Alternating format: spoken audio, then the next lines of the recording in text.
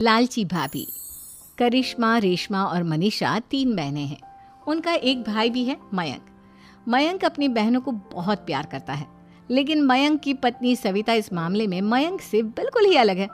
वो अपनी ननदों का जितना बुरा कर सकती है उतना बुरा करती ही रहती है और अपनी ननदों पर हुक्म भी चलाती है। करिश्मा, करिश्मा, तुमने अभी तक नाश्ता नहीं बनाया? तुम्हारे भैया को ऑफिस जाने में देर हो रही है। हाँ भाभी, बस अभी बनाती हूँ। करिश्मा, तुम ये ढीलापन छोड़ दो। कल को पराए घर जाना है। वहाँ अगर तुम इस तरह से काम करोगी तो लोग क्या कहेंगे कि माँ ने और भाभी ने कुछ सिखाया नहीं। और तुम्हारी दोनों बहनें कहाँ हैं?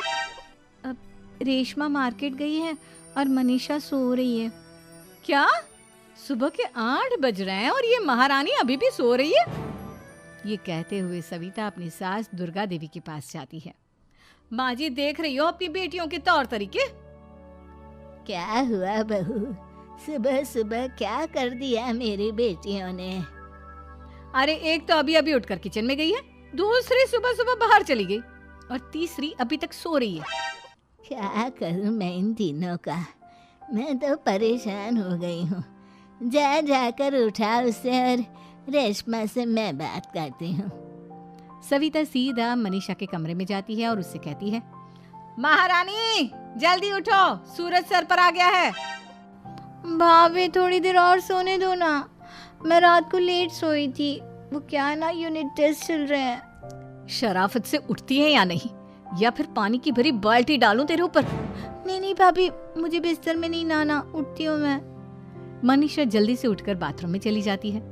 सभी आराम से बैठकर नाश्ता कर रहे होते कि तभी रेशमा बाजार से हाथ में सामान लिए आ जाती है। रेशमा को देखते ही सविता उस पर बरस पड़ती है। लो, आ गई महारानी। ऐसा भी क्या सामान लाना था जो सुबह आंख मलते ही बाजार की तरफ रवाना हो गई? भाभी, कल आप ही तो चीख रही थी कि घर का सारा सामान मुझे ही लाना पड़ता है, घर में किसी को भी किसी काम से कोई लेना देना नहीं है। अब मैं बाजार जाकर सामान ले आई तो आपको इस बात से भी तकलीफ हो रही है? देख रही हो माँ जी, अपनी बेटी की जुबान कैंची से भी तेज चलती है। और मयंक, आप तो कुछ कहेंगे नहीं अपनी लाडली बहन को? रेशमा, अपनी भाभी से ऐसे बात नहीं करते। चलो माफी मांगो। भैया, मैं क्यों माफी मांगू? आप भाभी से बोलिए ना कि हम पर कम हुक्म चलाया करे। हम इस घर की बेटियां हैं और आपकी पत्नी की ननद है, नौकरानी नहीं। लो कर लो बात। इनकी भलाई के लिए कुछ भी बोलो तो इन्हें बुरा लग जाता है। इस घर में यही इज्जत है मेरी। देख लो माँ जी, आपकी बेटी किस लहजे में मुझसे बात कर रही है। सविता वहां से चली जाती है।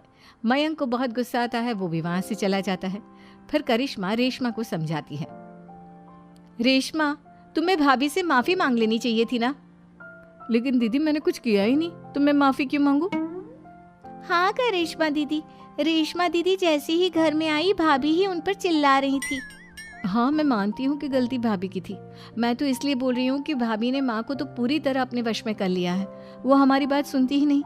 मयंक भैया हमारे लिए हमेशा खड़े रहते हैं, इसलिए उनकी बात का मान तो तुम्हें रखना चाहिए था ना। कोई फायदा नहीं दीदी, कुछ दिनों की बात और है, भाभी उन्हें भी हमारे खिलाफ भड़का देंगी। फिर वो भी माँ की तरह हमारी किसी बात का विश्वास नहीं करेंगे। इसी तरह सविता अपनी तीनों ननदों को किसी न किसी बात पर परेशान करती रहती थी। एक दिन मयंक अपनी तीनों बहनों के लिए गिफ्ट लाया।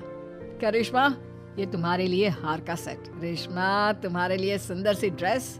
और मनीषा, तुम्हें किताबें पसंद है ना, तुम्हारे लिए किताबें लाया हूँ। थैंक यू भैया। थैंक यू भैया। थैंक यू भैया। करिश्मा, तुम्हारा नेकलेस कितना सुंदर है, ये भैया कहाँ से ले आए होंगे? मैंने भैया को 3 दिन पहले फोन पर ये डिजाइन दिखाया था और आज भैया ये ले आए। सविता तो अपनी ननदों के गिफ्ट्स देखकर जल गई और करिश्मा का नेकलेस तो उसे भी बहुत पसंद आया था। अपनी बहनों के लिए कितना अच्छा नेकलेस लेकर आए हैं, मुझे कभी कोई गिफ्ट नहीं दिया। मैं आज ही ये हार चुरा लूंगी। रात में सविता करिश्मा का हार चुरा लेती है और इसी तरह उसे अपनी ननदों की जो भी चीज़ अच्छी लगती वो उसे मांगती नहीं, बल्कि रात के अंधेरे में चुरा लेती। इसी तरह दिन बीतते गए और सविता ने मयंक के दिल में भी उसकी बहनों के लिए नफरत पैदा कर दी। एक दिन मयंक ने करिश्मा और रेशमा के लिए रिश्ता देखा और ये बात उसने घर में सबको बताई। माँ, करिश्मा और रेशमा के लिए बहुत अच्छा रिश्ता आया है, वो लोग कल इन्हें देखने आ रहे हैं। आप और सविता मिलकर सारी तैयारी कर लेना। ये सुनकर करिश्मा और रेशमा खुश हो जाती हैं, लेकिन सविता सोचती है, अगर इन दोनों बहनों की शादी हो गई तो घर और बाहर का काम कौन करेगा? मनीषा तो एक नंबर की कामचोर है, उससे तो किसी बात की उम्मीद लगाना ही बेकार है। मुझे इस शादी को रोकना होगा। अगले दिन सभी लड़के वालों के स्वागत की तैयारी करने में लगे होते हैं। तभी मयंक अपनी बहनों से आकर कहता है, तैयार हो गई तुम दोनों? देखो दोनों लड़के बहुत अच्छे हैं, मैं कोई कसर नहीं छोड़ना चाहता, इसलिए तुम उनके सामने अच्छे से बिहेव करना और अपनी भाभी से लड़ने मत लग जाना। करिश्मा, तुम वो नेकलेस पहन लो ना जो मैं तुम्हारे लिए लाया था। भैया मैं बहुत देर से वो नेकलेस ढूंढ रही हूँ, लेकिन मुझे मिल ही नहीं रहा।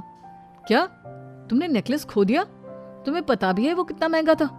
तुम कोई काम ढंग से नहीं कर सकती। मयंक गुस्से में वहां से चला जाता है। थोड़ी देर बाद लड़के वाले भी आ जाते हैं। वो दोनों बहनों को पसंद कर लेते हैं और रिश्ता पक्का हो जाता है। लेकिन सविता के दिमाग में तो कुछ और ही खिचड़ी पक रही थी। वो पंडित जी के पास करिश्मा की कुंडली लेकर जाती है और उन्हें पैसे देकर करिश्मा की कुंडली बदलवा देती है। जब लड़के वालों के पास करिश्मा की कुंडली जाती है तो वो दुर्गा को फोन करते हैं। बहन जी, हमने करिश्मा की कुंडली अपने पंडित जी को दिखाई थी। आपकी बेटी की कुंडली नहीं बल्कि दोषों का पिटारा है। देखिए, मैं और मेरे पति इन सब बातों में बहुत विश्वास करते हैं, इसलिए हम आपकी बेटी से अपने बेटे की शादी नहीं करा सकते। इस तरह करिश्मा का रिश्ता टूट जाता है और सभी घर वालों को बहुत दुख होता है। अब कविता सोचती है, चलो करिश्मा का तो रिश्ता टूट गया, अब रेशमा का भी रिश्ता तोड़ना है। क्या करूं? अब सविता आवाज बदलकर किसी अननोन नंबर से रेशमा के होने वाले ससुराल में फोन करती है। हेलो, मैं कौन हूँ कौन नहीं ये आपके लिए जानना ज़रूरी नहीं, बस इतना सुन लो कि रेशमा का 2 साल से किसी के साथ अफेयर चल रहा है। बस रेशमा का रिश्ता तोड़वाने के लिए सविता का इतना कहना काफी था। अब रेशमा का भी रिश्ता टूट गया। मयंक और दुर्गा देवी ने रेशमा को खूब खरी खोटी सुनाई और उससे बार बार उस लड़के के बारे में पूछने लगी। आप दोनों मुझे क्यों परेशान कर रहे हो? अरे कोई लड़का होगा मेरी लाइफ में तो मैं बताऊंगी ना, जब कोई है ही नहीं तो कहाँ से लाऊं मैं कोई लड़का? तो तेरे होने वाले ससुराल वालों को फोन किसने किया था? माँ, मैं नहीं जानती किसने फोन किया था, मैं सच कह रही हूँ। मैं तो पहले ही कह रही थी इसकी लगाम खींच कर रखो, लेकिन मेरी सुनता ही कौन है। आप चुप रहिए भाभी, ये सब आपका ही किया धरा है। अब तीनों बहनों को विश्वास हो जाता है कि ये सब उनकी भाभी ही कर रही है। तीनों बहनें अपनी भाभी को सबक सिखाने के लिए एक वकील कर लेती है और घर में हिस्सा मांगना। देखो भैया, माँ बाप की जायदाद में जितना बेटों का हक होता है उतना ही बेटियों का, इसलिए इस घर के 4 हिस्से होंगे और हमें अपना हिस्सा चाहिए। मैंने तुम्हारे लिए क्या क्या नहीं किया और तुम इस घर में हिस्सा मांग रही हो?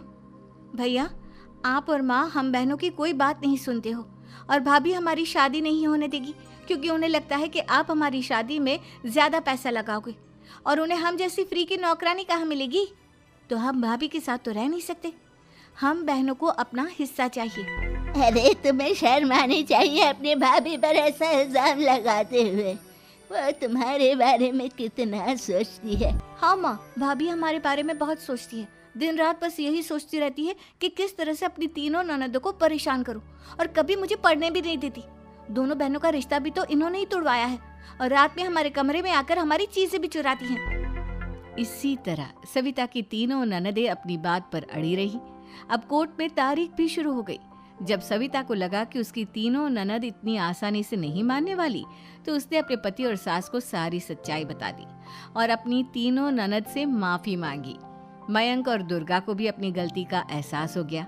अब सविता खुद करिश्मा और रेशमा के लिए अच्छा रिश्ता ढूंढती है और उनकी शादी करवाती है।